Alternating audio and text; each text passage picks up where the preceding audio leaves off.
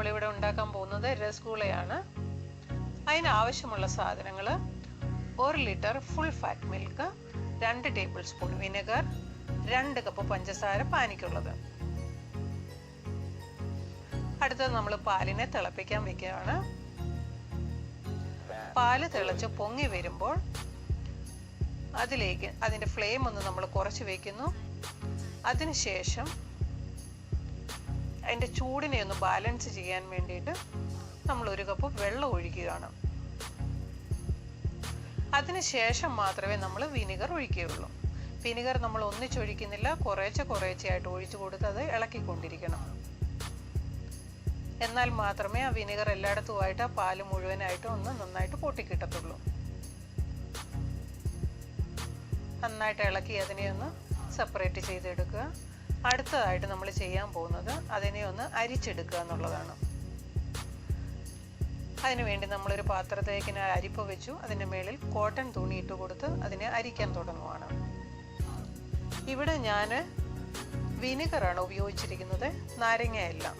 നാരങ്ങ നീര് 2 ടേബിൾ സ്പൂണിൽ നടക്കില്ല, അത് കൂടുതൽ ആവശ്യം വരും. അപ്പോൾ അതുകൊണ്ട് അതിൻ്റെ പുളി കൂടുതലായിട്ടും ഈ പാലിൽ നിൽക്കുന്നതാണ്. അതുകൊണ്ടാണ് ഞാൻ സാധാരണ വിനെഗർ ഉപയോഗിക്കുന്നത്.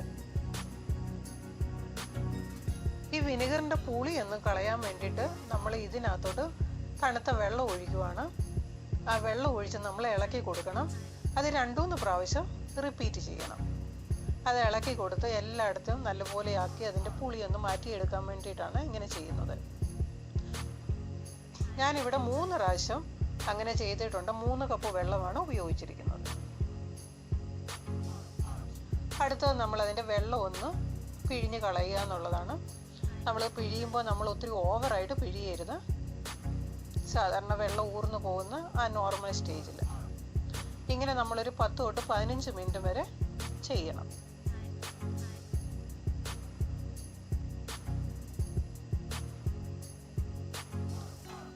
നമ്മളിനിയും പഞ്ചസാര പാനീയമാക്കാൻ പോവാണ്. അതിന് 3 കപ്പ് വെള്ളവും 2 കപ്പ് പഞ്ചസാരയുമാണ് എടുത്തിരിക്കുന്നത്. ഇതിനകത്ത് ഇഷ്ടമുള്ളവർക്ക് ഇലാച്ചി ഇടാവുന്നതാണ്, ഞാനിതിൽ ഇട്ടിട്ടില്ല. നമ്മളിനിയും നമ്മുടെ ഈ പാൽക്കട്ടിയെ ഒന്ന് സ്മൂത്ത് ആക്കാൻ പോവാണ്. അതിന് വേണ്ടിയിട്ട് നമ്മൾ നന്നായിട്ട് കൈയുടെ ഈ ഭാഗം കൊണ്ട് നന്നായിട്ടൊന്ന് തിരുമ്മി യോജിപ്പിക്കണം. ഇത് കുറഞ്ഞത് ഒരു 5 മിനിറ്റ് നന്നായിട്ട് ചെയ്യുമ്പോൾ നമുക്ക് നല്ല സ്മൂത്ത് പേസ്റ്റായിട്ട് കിട്ടും. നിങ്ങളിത് ചെയ്ത് കഴിഞ്ഞ് ഇടയ്ക്ക് ഇത് കറക്റ്റ് ആയോ എന്നറിയാനായിട്ട് നിങ്ങൾക്കൊന്ന് ഉരുട്ടി നോക്കാവുന്നതാണ്. അതിൽ ക്രാക്ക് വരുന്നുണ്ടെങ്കിൽ നിങ്ങളത് പിന്നെയും എടുത്തിട്ട് നന്നായിട്ട് തിരുമ്മി യോജിപ്പിക്കാവുന്നതാണ്. ഇപ്പം തന്നെ അത് നല്ല സ്മൂത്ത് ആയിട്ടുണ്ട്. കാണുമ്പോൾ തന്നെ അറിയാം അതിനൊരു ലംസ് ഒന്നും ഇല്ല, നല്ല പേസ്റ്റായിട്ടാണ് ഇരിക്കുന്നത്. അതിനുശേഷം നമ്മൾ അതിനെ നന്നായിട്ട് ഉരുട്ടിയെടുത്ത് ബോളാക്കാൻ തുടങ്ങാം.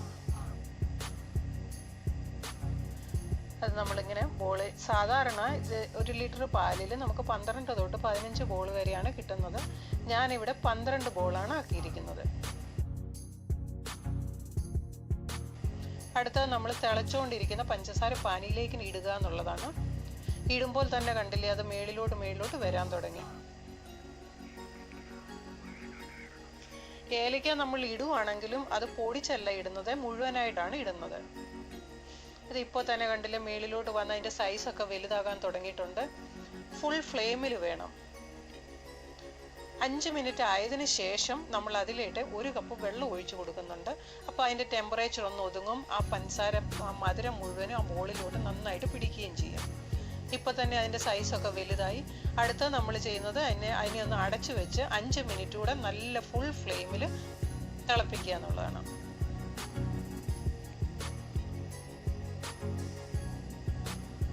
ഇപ്പോഴും കാണാം അത് നന്നായിട്ട് തിളച്ചുകൊണ്ടിരിക്കുന്നത്. ഇപ്പോൾ കണ്ടില്ലേ അതിന് സൈസൊക്കെ വലുതായി, അതിൻ്റെ കറക്റ്റ് പരുവായിട്ടുണ്ട്. അത് ഇനിയും തണുത്താലും അത് ഫ്ലാറ്റായി പോകത്തില്ല, അത് ഫുള്ള് വലുതായിട്ട് തന്നെ ഇരുന്നോളും.